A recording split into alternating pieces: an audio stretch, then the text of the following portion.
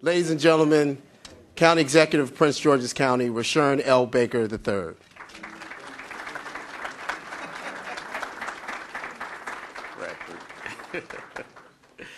Good afternoon. How's everyone doing? Good? Good. Let's see here. Let me get my Marco Rubio moment here. Grab my water from up here.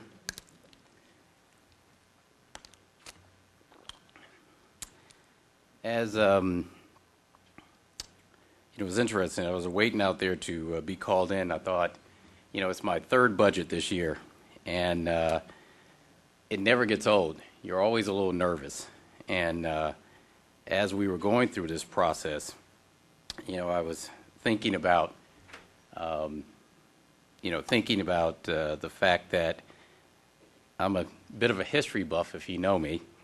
In fact, I think I saw my son. My son is right there. I used to drag my kids to Lincoln sites, and I thought about Lincoln as we were developing his budget. And before we get into the numbers, I'd like to start with a Lincoln quote. On December 1st, 1862, Lincoln said a long message, that doesn't mean it's going to be long, I hope, today, to Congress, which was the practice back then. And in that message, he wrote some words that I think we use, and you see on the board, as we were going through this budget process. And he said, "The occasion is piled high with difficulty, and we must rise with the occasion. As our case is new, so must we think anew and act anew." Like Lincoln, I believe we in the county must do things differently. The last two budgets were difficult. We began to look at how we focus our resources in a new and different way. We employed what we call the Baker Principles as our framework for evaluating each and every agency, department, and expenditure. Without a doubt, this has been our toughest budget yet. We have had to make difficult decisions about how effectively and efficiently we utilize and maximize the resources we have in order to serve the people of Prince George's County. Being the optimist that I am, I believe that we were able to accomplish this goal of maintaining and, yes, in some cases, enhancing the service we deliver in this budget.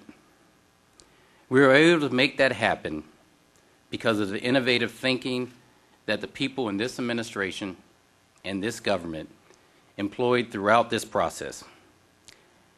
If I could, I'd like to, at this time, pause for a moment and have our deputy CAOs and department heads stand up so we can give them a round of applause. Please stand up.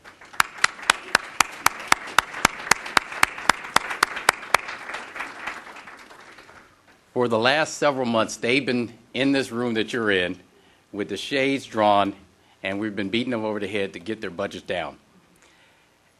Two people I'd like to single out by name who have walked this process with me for the last 3 years.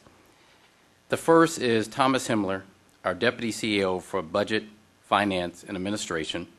Can we give Tom a round of applause?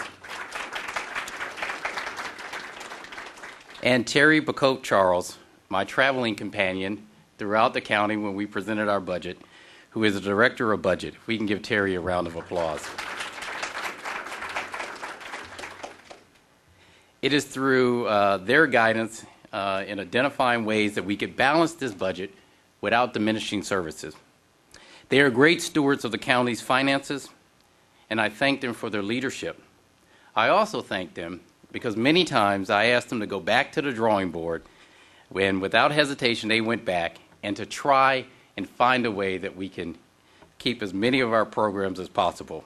And they did this without complaining, but not really. They actually did complain. But they did a great job.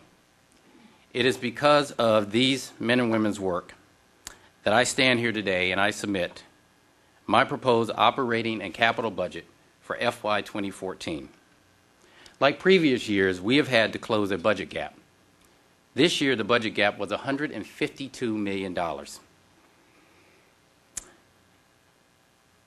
Although the county's real estate market is still facing challenges, the median home sale prices have stabilized, and the county once again held its AAA bond rating.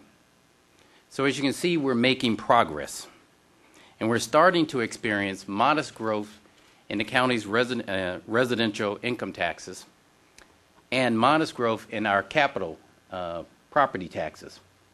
But our residential property taxes have remained flat. These are all indicators that we're starting to turn the corner, but we're not out of the woods yet. That is why this budget continues my commitment to focus on streamlining our operations, making data-driven decisions, targeting resources for growth in the economy, prioritizing the way that we spend to strengthen our government, while targeting resources in areas of the county that need additional investment, and doing all of that while making sure that we don't diminish service throughout the rest of the counties. As I said, we prioritized in this budget. The FY2014 budget follows a blueprint for transforming the county into a nationally recognized jurisdiction with a thriving economy, great schools, safe neighborhoods, access to high-quality health care, efficient human services for those in need, and providing a clean, sustainable environment. We did all of this through the oversight of a high-performance government.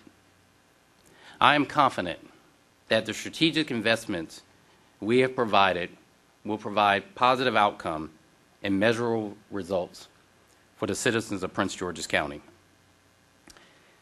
The general fund in our FY2014 budget will account for approximately 83% of all spending in FY2014, and that budget amount is $2.7 billion.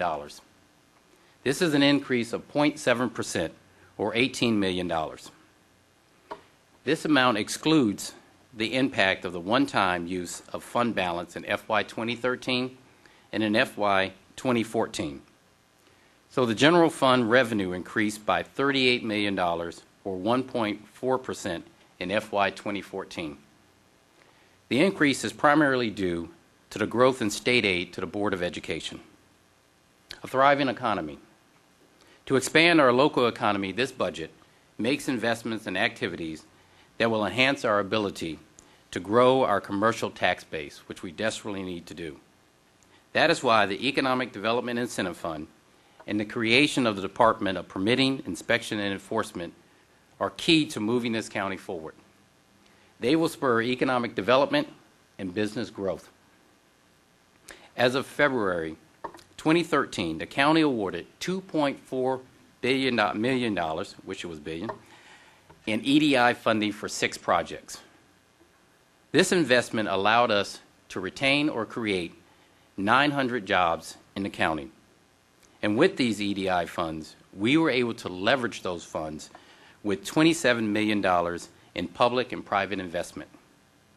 In FY2014, we will include another $11 million for our EDI fund so we can continue the growth in this area. DPI. We created a Department of Permits, Inspection, and Enforcement, and we could not have done that without the help and really hard work of 3 individuals. And if they're here, I'd like for them to stand up.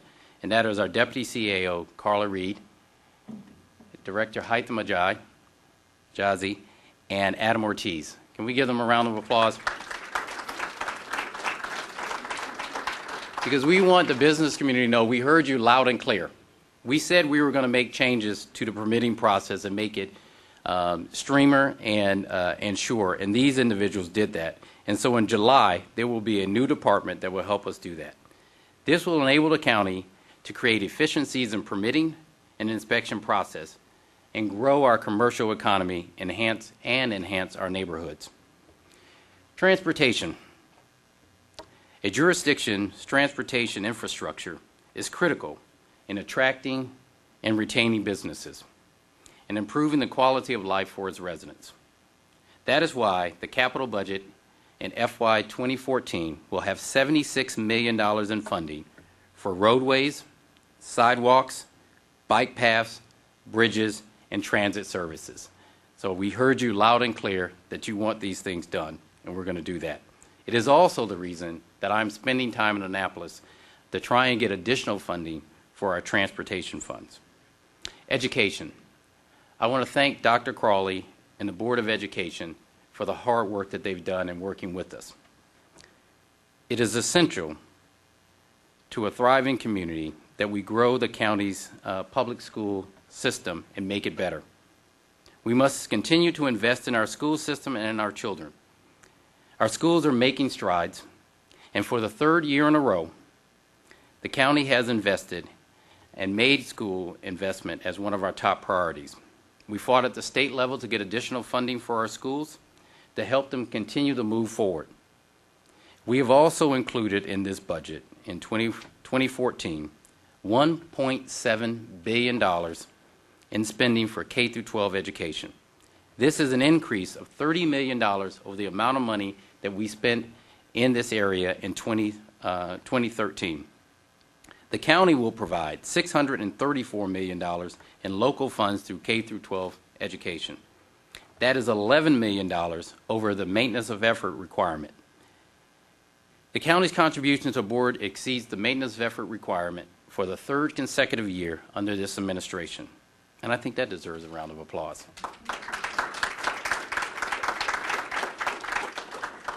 We understand, in order to retain highly effective teachers, that we have to offer a competitive package, compensation package. That is why this budget has $15 million for a competitive package to retain those great teachers in Prince George's County. But it's not just our K-12 education system that will help move us forward. It is also our college. And that is why the Prince George's Community College, we are putting in $104 million to the college this year. This is an increase of $1.4 million over the budget for 2013. In addition to the K-12 and the community college, the other component is our library system. There's probably no other group that followed us around as we were presenting the budget than those who support our libraries, and I'm one of those. That is why in this year's budget for our Prince George's County Memorial Library System, they will receive $25 million in funding. This funding will enable the libraries to maintain their current operation hours at all 19 branches. In addition, we are funding in the capital program $78 million to improve our library facilities throughout the county. Ensuring safe neighborhoods. Another critical element to our economic success is providing safe communities for our residents, businesses, and visitors. Therefore, despite limited growth in the general fund, we are investing $551 million in our public safety agencies and department. That will be a $7 million increase over last year's budget. Our Prince George's Police Department, I want to thank them for the hard work that they've done to reduce crime. I know we have Assistant Chief Davis here. Can we give our police department men and women a round of applause for the work they've done? We've experienced an unprecedented reduction in homicide rate, one of the lowest, if not the lowest, in the entire country. And so far this year, the reduction in crime has continued that downward trend. And we know with the hard work they will continue to do that. Public safety is important to the quality of life in this county. That is why I am proposing that we invest $271 million in our police department. This will include 2 new classes of recruits of 80 new officers. That will bring our sworn officer numbers up to 1,649 in FY2014. The budget also includes funding for 125 new police vehicles to replace our aging fleet. And I'm sure the men and women will be proud of that or happy with that. In the capital program, we've included $4 million in funding to complete the District 7 police station in Fort Washington that people have asked for, as well as 3 new police stations throughout the county. It will also include funds for a new state-of-the-art police headquarters and a new CSI-type forensic lab. So, good job. Good job. And not to be left out, the men and women of our fire and EMS and volunteer firefighters. Can we give them a round of applause? They do a great job.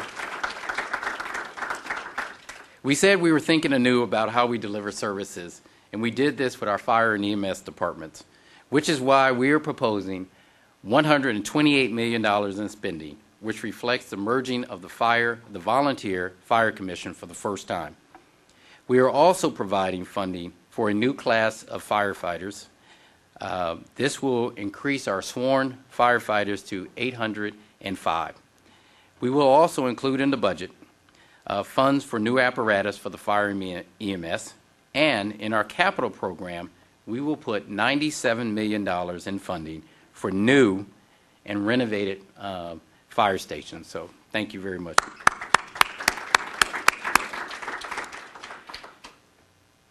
Our corrections department, I want to thank Mary Lou and her men and women for a great job and continuing to help us through this budget process.